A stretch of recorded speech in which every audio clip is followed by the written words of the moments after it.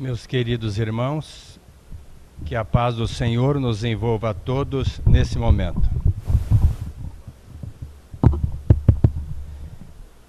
Conta-nos uma lenda que numa comunidade distante havia uma plenitude de vida. As pessoas não adoeciam. Conta-nos essa lenda que a morte passava muito distante. E o segredo estava no fato de que cada criatura que nascia recebia um saquinho de carícias. No momento de desconforto, de sofrimento, essa criatura poderia lançar mão das suas carícias, impregnando a sua pele, iria encontrar a devolução do seu bem-estar, da sua harmonia física, psicológica e espiritual. Quando, analisando simplisticamente, perguntamos, mas e quando acabasse essas carícias? Nenhum problema, porque cada pessoa que nascia, ela recebia a média do uso das carícias naquela comunidade. Uns gastavam muito, outros gastavam pouco. Uns gastavam em demasia, outros não gastavam quase nada. De tal forma que a média do gasto era repassada a cada criatura que nascia. Mas aí cabe uma outra pergunta, mas e se acabasse as carícias dessa criatura? Nenhum problema, pedia emprestado para o outro, o seu saquinho de carícias. E aquela outra criatura, não tendo mais carícias, poderia procurar uma terceira pessoa, de tal forma que não havia nenhum problema nesse sentido. Poderiam usar as suas carícias sem nenhuma preocupação. Mas uma bruxa passou um dia naquela comunidade. Bruxa passa em todo lugar. E ela queria vender as suas poções mágicas. Mas quando ela viu que era uma comunidade muito plena, sem problemas, sem doenças, sem morte, ela percebeu que não tinha nenhuma chance de vender as suas poções. Mas ela arquitetou um plano. Eu haverei de encontrar uma saída para eu vender as minhas poções mágicas. A própria magia da comunidade era o seu bem-estar. As criaturas estavam muito bem. Não havia razão para procurando nenhuma poção mágica. A magia já estava internamente posicionada dentro de cada criatura daquela comunidade. Mas a bruxa analisou a comunidade e verificou que tinha um homem, o senhor Antônio, que ele era muito sensato, muito ouvido pela comunidade, sempre com um posicionamento muito racional e lógico. Então ela se encarregou de fazer uma visita para ele. E ele era o chefe de uma família. Ele, o senhor Antônio, a dona Maria, a esposa, a Alicinha, a filha, e o Joãozinho, o filho. Era uma família maravilhosa. E então, a bruxa bateu a porta, o senhor Antônio saiu, e ela disse, é com o senhor mesmo que eu quero falar. Aliás, já foi logo no ponto nevrálgico da criatura, que é a vaidade. Porque dizem que o problema da humanidade é orgulho e egoísmo, mas pode estar certo que atrás desses dois elementos tem um pior, que é a vaidade. Porque sempre a vaidade leva a criatura a se posicionar de uma maneira muito infeliz em cima do orgulho e do egoísmo. E ela já foi logo dizendo, o senhor é um homem muito sensato, já me disseram que o senhor tem um poder de discernimento e podendo repassar à comunidade muito grande, e é por isso que eu o procurei para conversar com o senhor. Aí o senhor Antônio disse, bom, já que eu sou, né, então me fala, qual o problema? E a bruxa já sentiu à vontade. E disse para ele, olha, estão dizendo por aí que os seus filhos estão gastando muitas carícias. E se eles acabarem com as suas respectivas carícias, vão buscar a da sua esposa, a Dona Maria. E se acabar as carícias da Dona Maria, certamente os três vão procurar as suas. E quando essa família acabar com as carícias da família, os vizinhos já estão dizendo, não vão emprestar para vocês.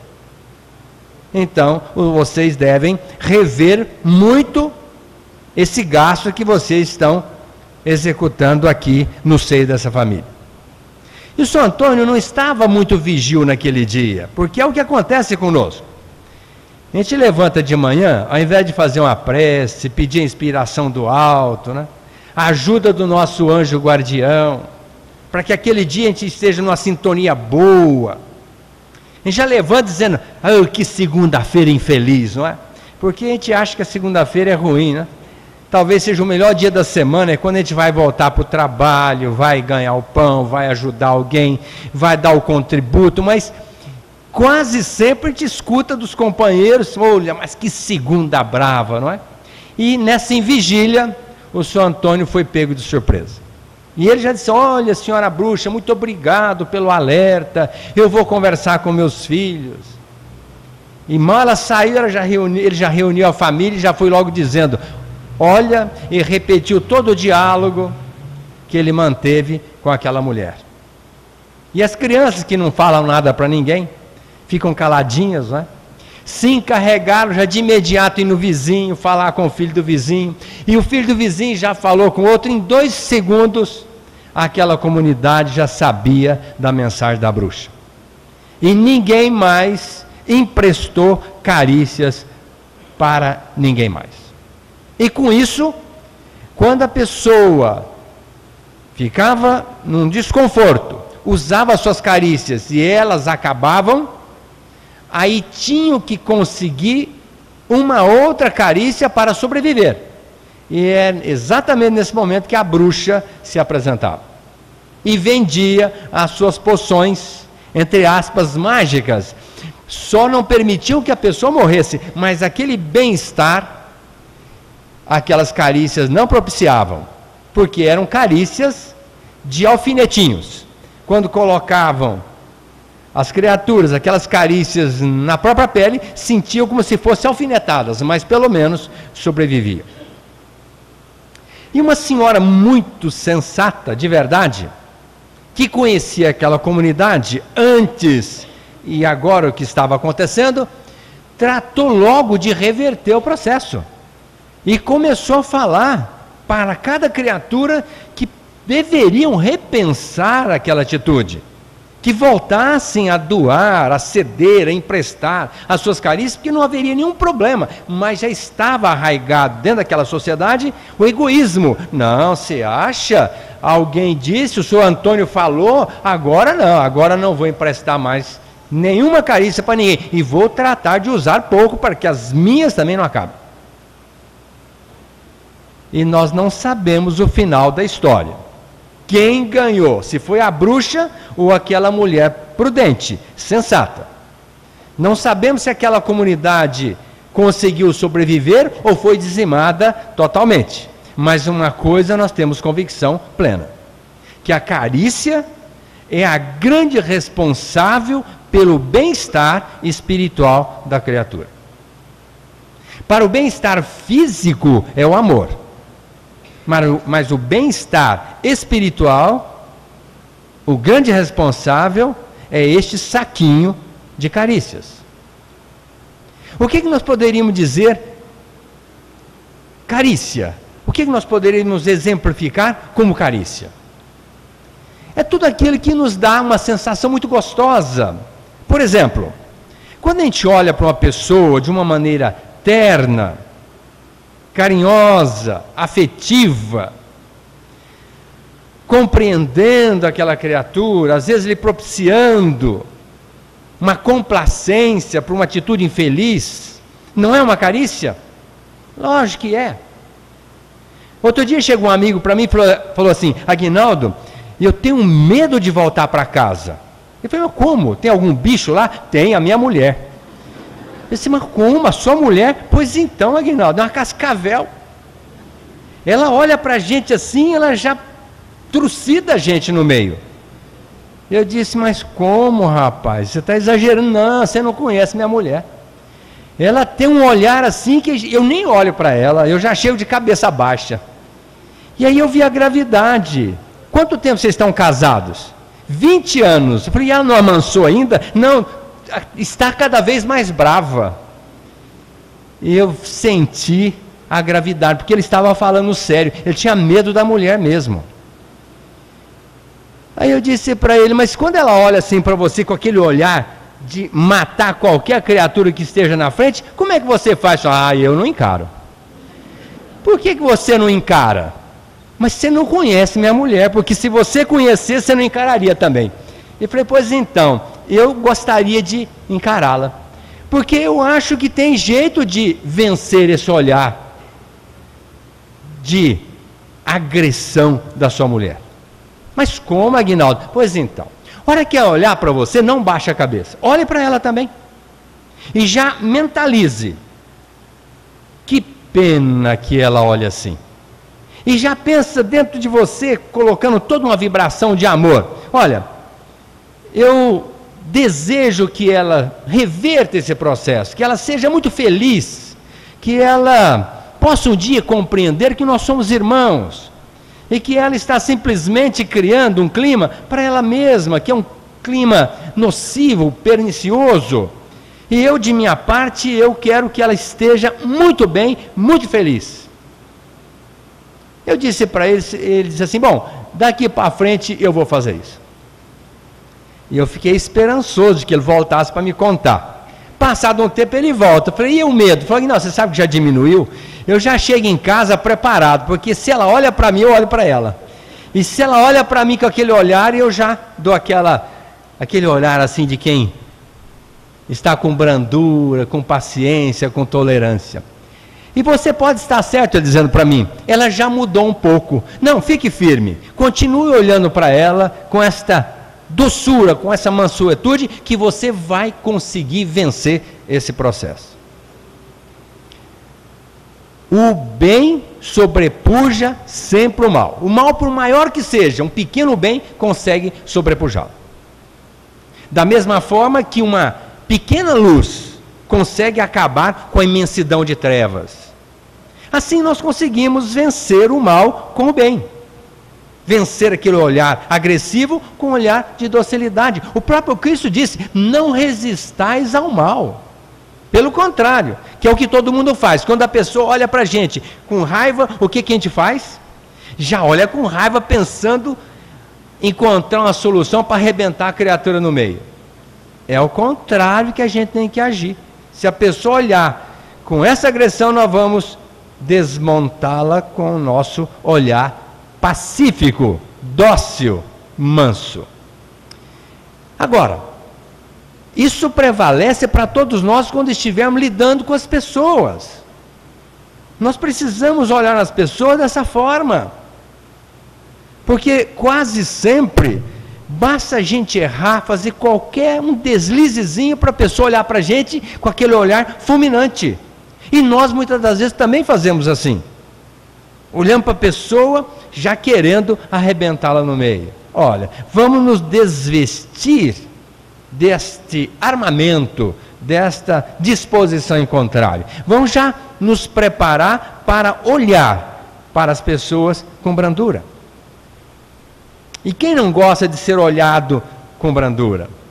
Tem pessoa que chega perto da gente, olha para a gente, dá vontade de pular no pescoço, tamanha docilidade, envolvimento vibratório que aquela pessoa canaliza para a gente.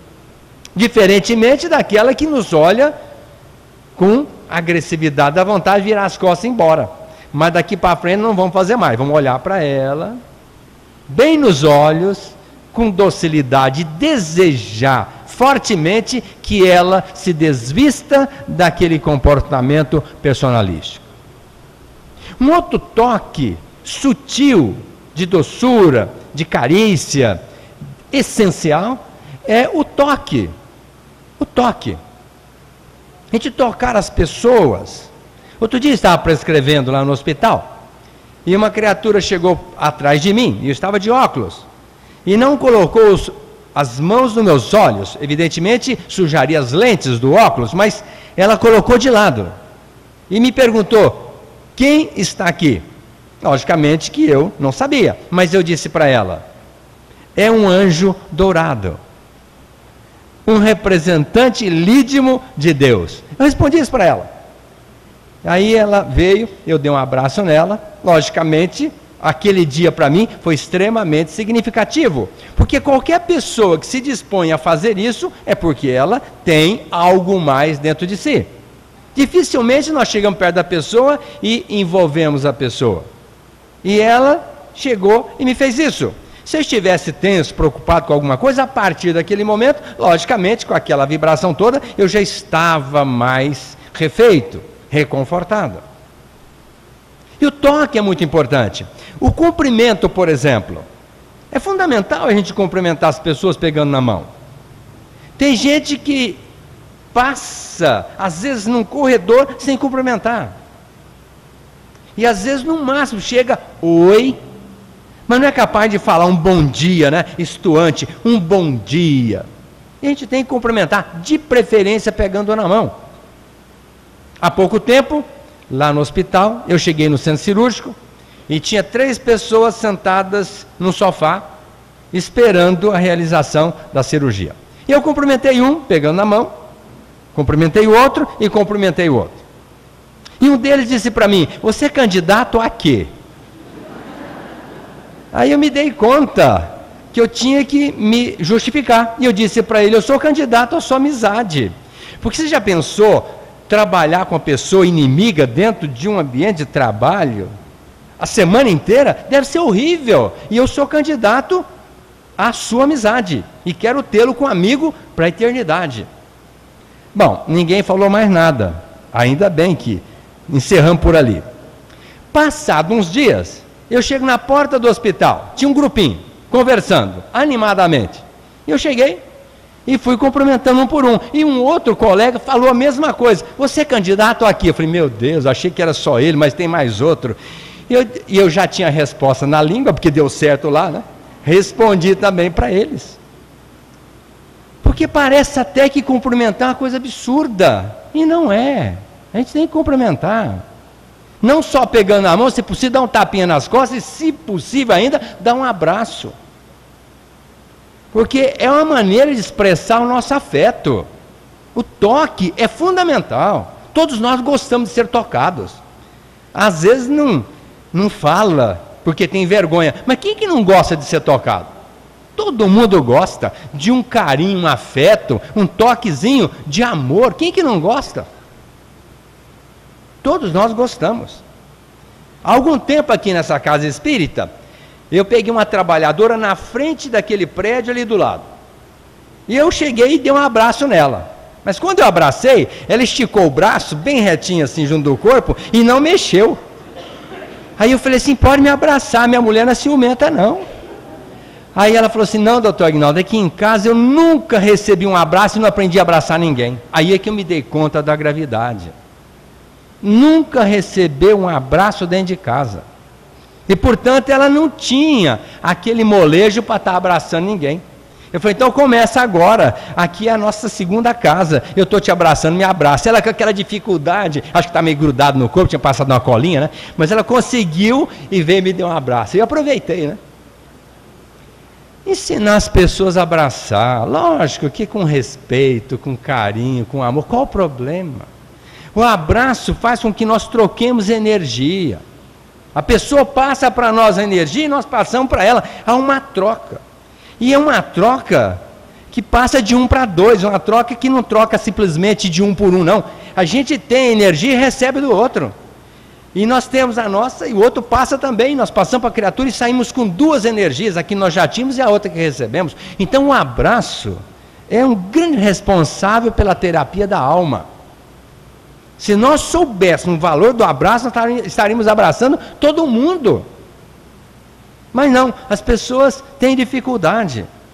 Quando são cumprimentadas, chegam até a torcer o braço para ficar bem duro, para ficar bem longe. Quando na verdade a gente teria que puxar a criatura e abraçar. Isso é fundamental para o nosso psiquismo. É uma maneira de dizer: olha, eu sou seu irmão, estou com você, entre nós dois não tem barreira, conta comigo e vamos que vamos. Isso é fundamental. Minha filha está aqui na frente. Um dia eu estava com ela, parada num sinal. E uma pessoa de cor passou na minha frente. E ela olhou para mim. Eu estava parado. Ela vinha passando na frente. Parou e olhou para mim. Eu olhei para ela. Aí eu fiz assim para ela. E essa criatura, era um homem, chegou e falou assim, dedão para cima, apresentou para mim. Aí minha filha perguntou, pai, você conhece essa pessoa? Eu falei, eu não. E ela conhece você? Eu acho que também não. Mas como é que você fez assim para ela? Bom, eu disse para ela que eu estou legal. Ela disse que está legal, então hoje nós estamos demais. Lógico. Mas tem pessoa que tem dificuldade de olhar para outra. Quando a gente for andando assim na calçada, a gente já olha longe, quem que vem lá? Já vamos conversar com ela. Um bom dia, uma boa tarde, fala alguma coisa. Agora imagine se aquele homem olhasse para mim, passando na frente do meu carro, e eu baixasse a cabeça. O que ele iria pensar? No mínimo que eu sou metido, que eu sou uma criatura orgulhosa, e coisa e tal, e ele iria sair dali pensando o quê? Jogando uma série de energia negativa para mim. E pensando, essa humanidade está perdida mesmo, olha que cara mais, ia jogar uns impropérios, referenciando a minha pessoa. Então, o que eu procurei fazer? Dizer para ele que eu estou legal, ele também, nós estamos legais, e o dia foi maravilhoso para nós. É assim que ele tem que fazer. Cumprimentar a pessoa. Chega no ambiente de trabalho, vamos cumprimentar as pessoas, vamos conversar com elas. Chega em casa, vamos cumprimentar as pessoas. Às vezes a gente chega em casa, passa para lá, a pessoa está junto, escuta, você não está me vendo? É, mas qual o problema? Estou te vendo, qual o problema? Ó, vem falar pelo menos um oi. Mas a criatura passa direto, dentro da própria casa. Agora imagine lá fora. O sorriso é uma forma terna da gente envolver as pessoas. Sorrir para as pessoas. Cara feia não leva a nada. O Chico fala que quando a gente está aborrecido, abraça o travesseiro e chora tudo que tem direito. Porque a casa é nossa, a cama é nossa e o travesseiro é nosso. Podemos fazer com ele o que a gente bem entender. Mas saiu dali, abra o sorriso, porque a nossa face, o nosso rosto não é nosso, é dos outros. Eu não consigo olhar para mim, a não ser no espelho, que isso é muito raro. As pessoas olham para mim o dia inteiro. Então, o meu rosto é das pessoas. Então, é muito melhor eu presentear as pessoas com um sorriso do que com cara feia. Agora, tem gente que é especialista em andar de cara feia. O que ganha com isso? Nada. Pelo contrário, a nossa vibração atrai espíritos na mesma sintonia. Se eu estiver de cara feia, não tenha dúvida, eu vou atrair para mim um espírito de cara feia, que não é legal. Se eu for uma pessoa aberta, sorridente, de bem com a vida, eu vou trazer para junto de mim pessoas encarnadas e desencarnadas de bem com a vida. Que bom, vamos juntar essa vibração, bom para todo mundo. E é uma forma de carícia envolver a pessoa com um sorriso. Beijar as pessoas. É fundamental beijar uma pessoa. Mas tem gente que tem asco, tem nojo, você acha? Beija a pessoa, qual é o problema? E se beijar, então, o homem tem que beijar a mulher e a mulher beijar o homem, porque se o homem beijar o homem, você acha? O que vão pensar de mim? Qual é o problema? Pense o que quiser. Você é um irmão do outro, pois o beijo, qual é o problema? Mas cria-se culturalmente um pensamento tão infeliz a respeito de determinadas atitudes e cada um fica na sua. Às vezes não beija nem as pessoas dentro de casa. Tem dificuldade para beijar as pessoas dentro de casa. Lógico que não vão sair beijando como se fosse o manico do beijo, mas nenhum problema. Quando tiver oportunidade, beija. Sabe por quê? Um dia o Divaldo foi fazer uma palestra em Tupaciguara, Minas Gerais. E lá tinha o Joãozinho. O Joãozinho, ele era aleijado, paralítico, do pescoço para baixo. Teve um parto pélvico, teve uma luxação de coluna e ficou paralítico daqui para baixo. E ele era muito revoltado, que era o 13º filho de uma família. Mas aí, ele conheceu a doutrina espírita e começou a se entender dentro do contexto. E quando ele percebeu que ele estava luxado, no seu pescoço, paralítico daqui para baixo, por uma razão justa, e que a razão era intrínseca dentro da sua própria alma, ele percebeu que tinha que fazer alguma coisa para trazer essa doutrina esclarecedora à baila. E ligou, escreveu uma carta para o Divaldo, pedindo que ele viesse fazer uma palestra em Tupaciguara, porque ele queria construir uma casa espírita naquela cidade. E o Divaldo pegou a carta, tinha uma fotografia dele amarrado numa cadeira de rodas, e o Divaldo tratou rapidinho de ir lá fazer a palestra. Aí quando chegou à porta, o Joãozinho, João Custódio Machado, o nome dele, o Joãozinho estava numa varanda à frente da casa. E o Divaldo chegou, entrou no portão, subiu uma escada e chegou na frente dele. Aí ele disse assim: Divaldo, me abrace. Abraçar você é que eu não posso. Aí o Divaldo foi, abraçou o Joãozinho, fizeram a palestra e ele voltou para a Bahia. Passado um tempo, o Divaldo volta naquela cidade e se dá conta que o Joãozinho estava com lepra, fechado num quarto, isolado. E então a mãe disse: ó, Divaldo, você não vai lá não, porque ele está com lepra. E você acha? Eu saí da Bahia e não vou lá? Lógico que eu vou. E quando o Divaldo entrou no quarto, disse: Divaldo, não entra, eu estou com lepra, você vai se... Joãozinho, não vou me contaminar. Eu saí lá da Bahia para ver você, eu vou vê-lo e vou abraçá-lo. E abraçou novamente o Joãozinho. E naquele momento o Divaldo perguntou para ele: Joãozinho, qual a maior dor que você sentiu até hoje? Já entendendo que era muito sofrimento. Nasceu de um parto pélvico, tinha profundas limitações, e se não bastasse, discriminado pela própria situação, agora leproso. Aí o Joãozinho disse para ele: olha, Divaldo, meu maior sofrimento até agora foi a sensação de não ser amado. Aí o Divaldo: mas Joãozinho, mas não tem sentido? Eu saí da Bahia, vim aqui, você fala que eu não amo você? Joãozinho calou. Divaldo foi embora, fez a palestra, foi embora para a Bahia, mas para a frente foi convidado por outros anfitriões e voltou àquela cidade para fazer uma outra palestra. E procurou pelo Joãozinho, mas ele já havia desencarnado há alguns anos atrás. E então Divaldo foi recebido por anfitriões numa casa diferente daquela. E ao chegar na casa, então encontrou um menininho de 4 anos de idade. E aquele menininho perguntou assim: tio Divaldo, você me conhece? Aí a mãe já foi logo se adiantando, falou: olha, Divaldo, esse menininho é meio tantã, não liga muito para ele não, porque ele nasceu, nós botamos o nome e ele fez questão que trocasse o seu nome por João. Não sei por que razão. Aí o menino voltou à baila e disse assim: tio Divaldo, você me conhece? Ah, meu filho, considero que não, estou vendo você, acho que pela primeira vez. Tio Divaldo, você se lembra aquela vez que você me perguntou qual a maior dor que eu tinha sentido até então? Aí o Divaldo gelou, porque ele não tinha contado isso para ninguém. E ele tinha realmente feito essa pergunta para o Joãozinho. Aí o Joãozinho disse assim: você quer saber a resposta? Sim, meu filho, me diga. Pois então, tio, agora eu sou beijado por todo mundo.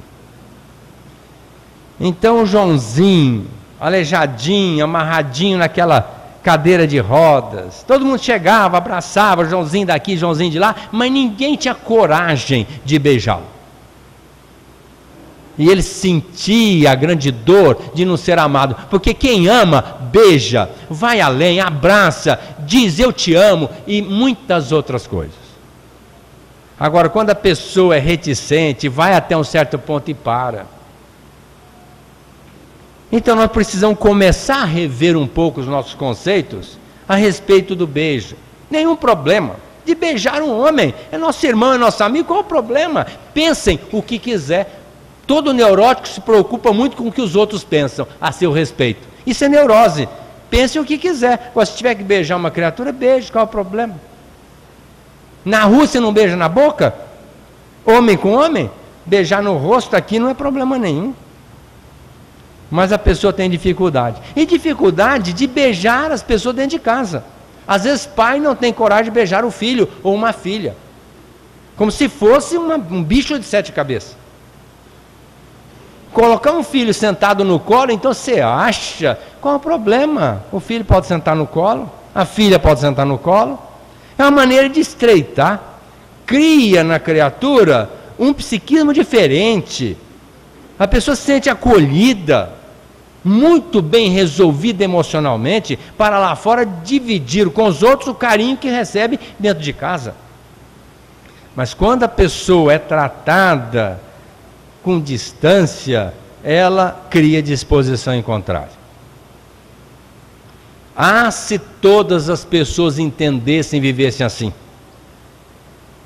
Se a gente pudesse abraçar realmente as pessoas, se a gente pudesse transmitir esse carinho, esse afeto para as pessoas, e fôssemos entendidos na mesma proporção, nós estaríamos no paraíso aqui na Terra.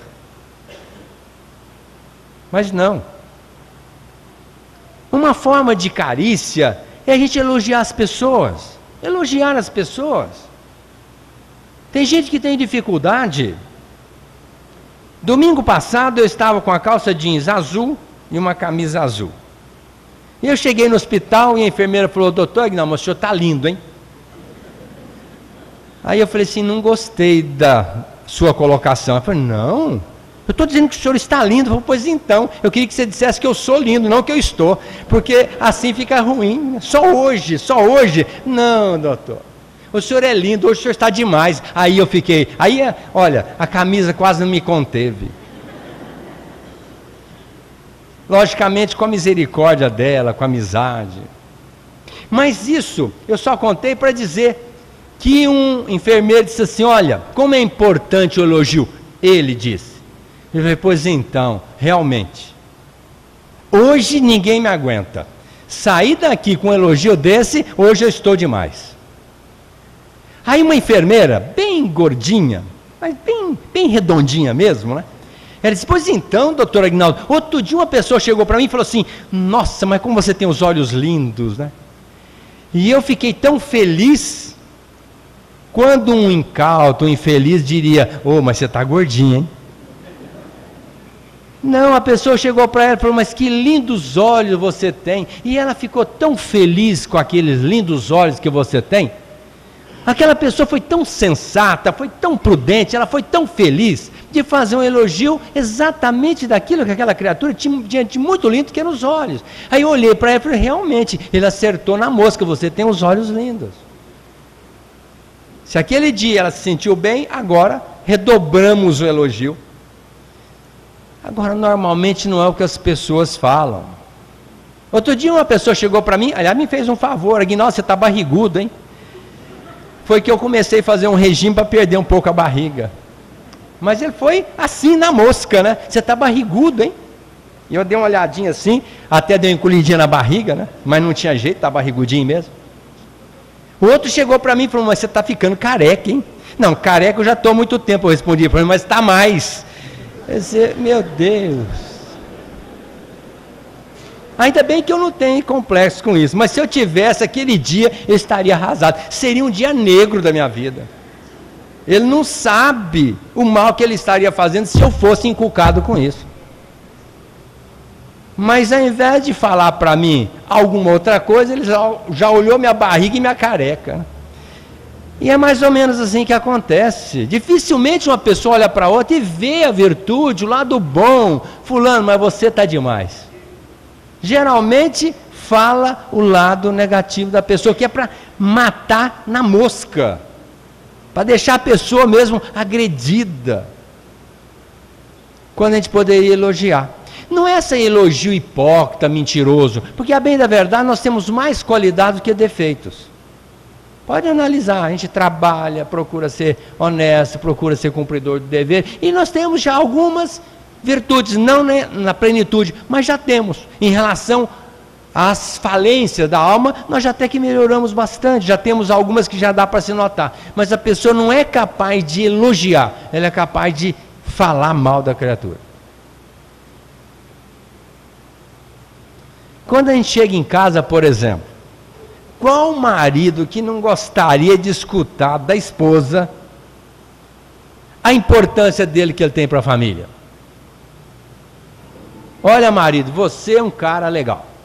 Levanta cedo, trabalha, luta, paga as contas, proporciona isso para a gente. Olha, você é de tirar o chapéu para você. É assim que as mulheres falam? É muito raro.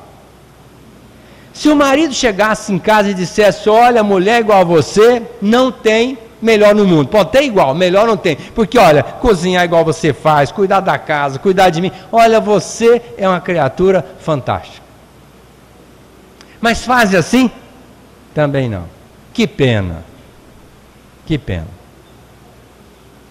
Dizer para os filhos, olha, ter um filho igual... Aliás, é uma coisa que eu sempre brinco com os meus filhos. Eu gostaria de ter um filho assim. Quando alguém fala bem ou a criatura tem uma conotação feliz.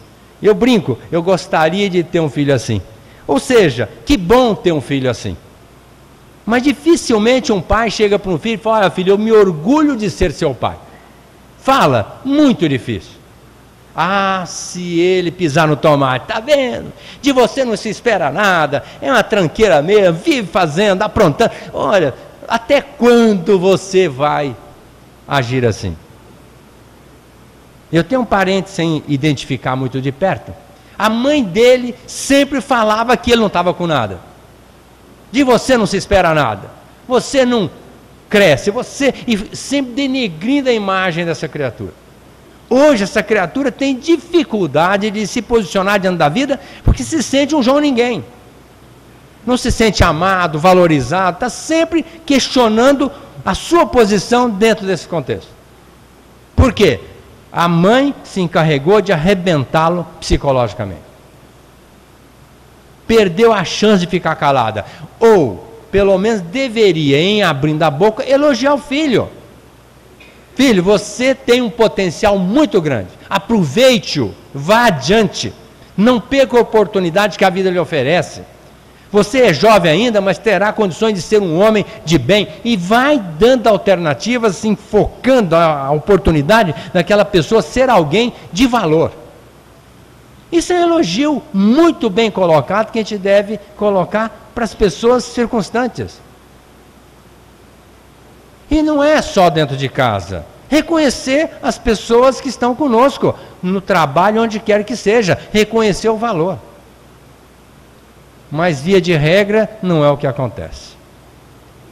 E são muitas formas de carícias. Falar eu te amo, então, parece que é uma frase que tem uma pimentinha na ponta. Ninguém fala. Falar eu te amo é difícil. Um pai falar para o filho, para uma filha, é muito difícil. Mas como eu te amo? Isso tem um peso. Basta um dia escutar de um pai para entender o valor disso. Uma mãe falar para a filha ou para o filho, meu filho, eu te amo muito, você é muito importante para mim, como eu te amo. Fala, é muito difícil. Parece que é uma coisa assim, cai na rotina, aquilo não tem valor, todo mundo não fala, então está tudo certo, eu também não falo, e está tudo certo. Não está. Um filho falar para um pai, eu te amo, então muito mais raro ainda. Há aqueles que falam, mas é difícil.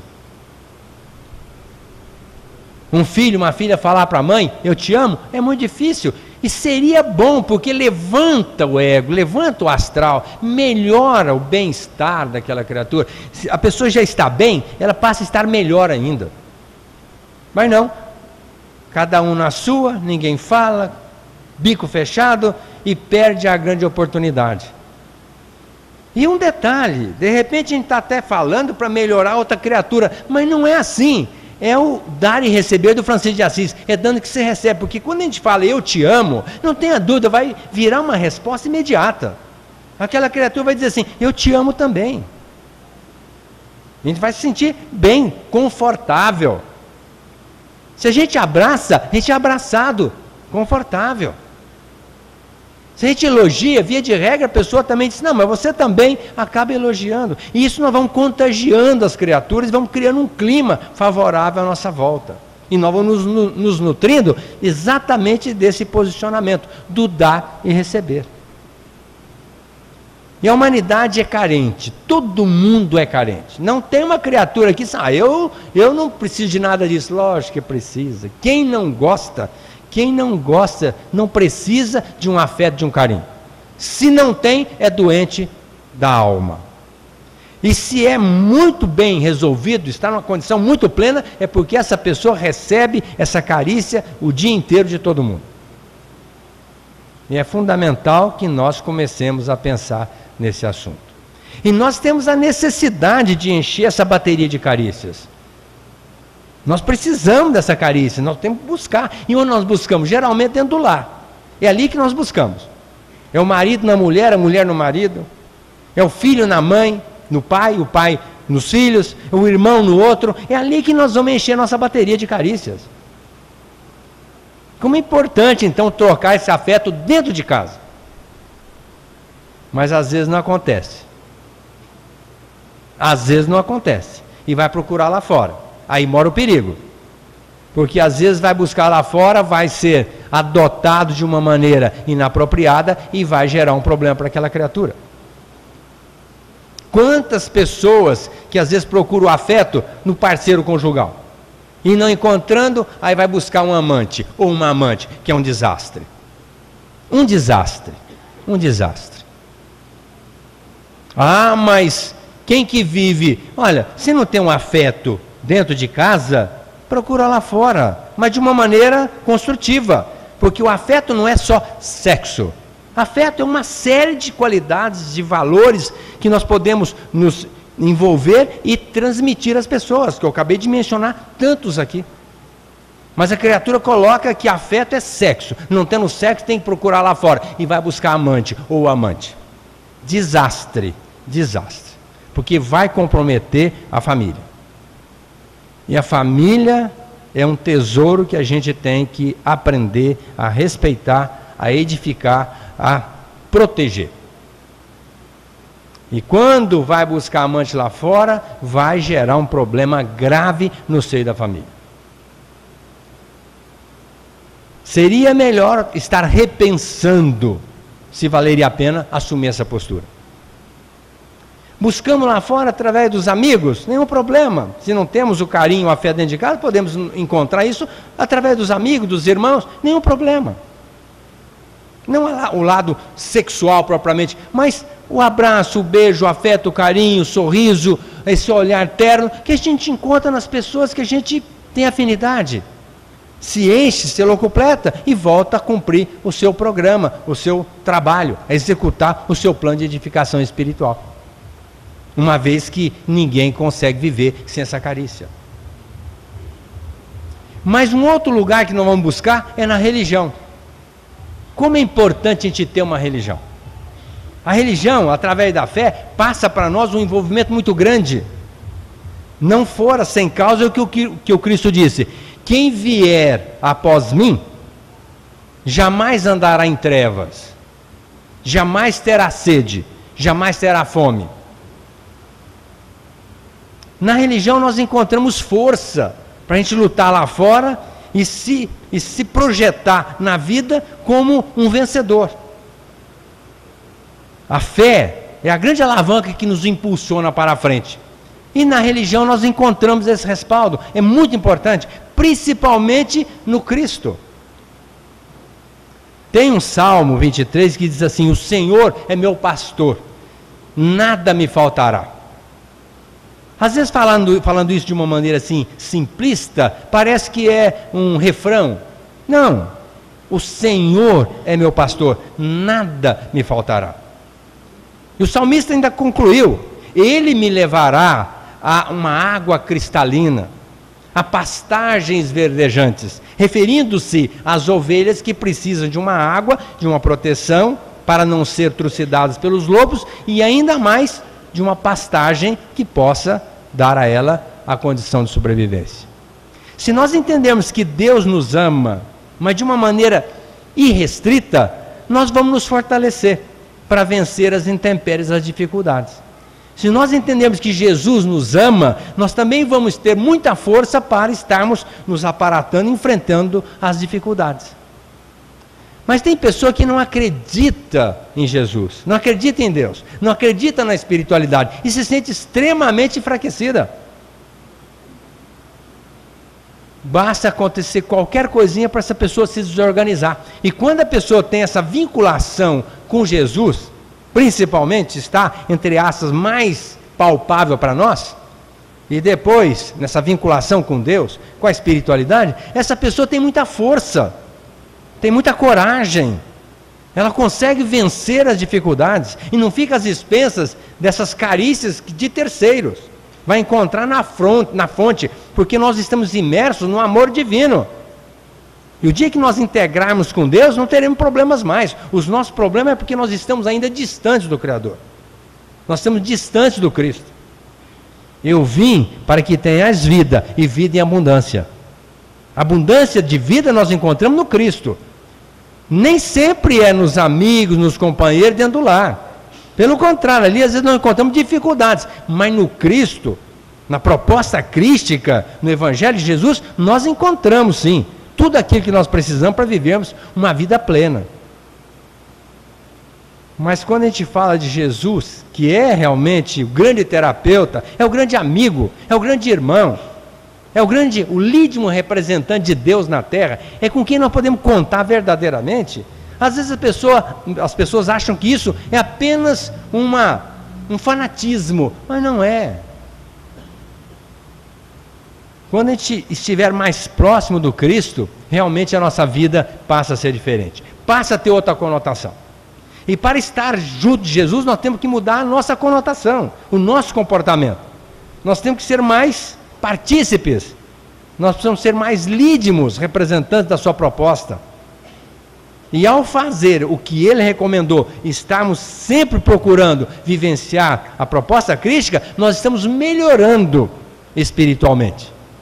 Talvez as nossas carências deixem até de existir.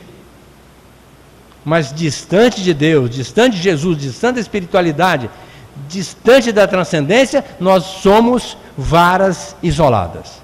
Qualquer criatura é capaz de nos quebrar. E ficamos esperando que alguém resolva o nosso problema com as suas carícias. E em não vindo, nós nos perdemos na trajetória do tempo. Então é fundamental que nós entendamos que o amor, na essência, promana da divindade. É este que nós temos que buscar, nos adequando a esta proposta. E pensando assim, Senhor Jesus, enquanto o homem luta, sofre e não descansa, e a humanidade se exaspera, guardamos-te a vida e a presença na lembrança, cantando o teu Natal perante a nova era. A tua proteção é luz que não se altera, no tempo que se foi e no tempo que se avança, cada hora contigo é nova primavera, em florações de fé e lauréis de esperança. Glória a Deus nas alturas, canto inesquecível, és tu, mestre do bem, que te abaixa de nível, trazendo a paz, a esperança e o amor aos tutelados teus. Agora, embora haja prenúncio de guerra, nós te amamos, Senhor Jesus, acima das armas da terra, procurando contigo a integração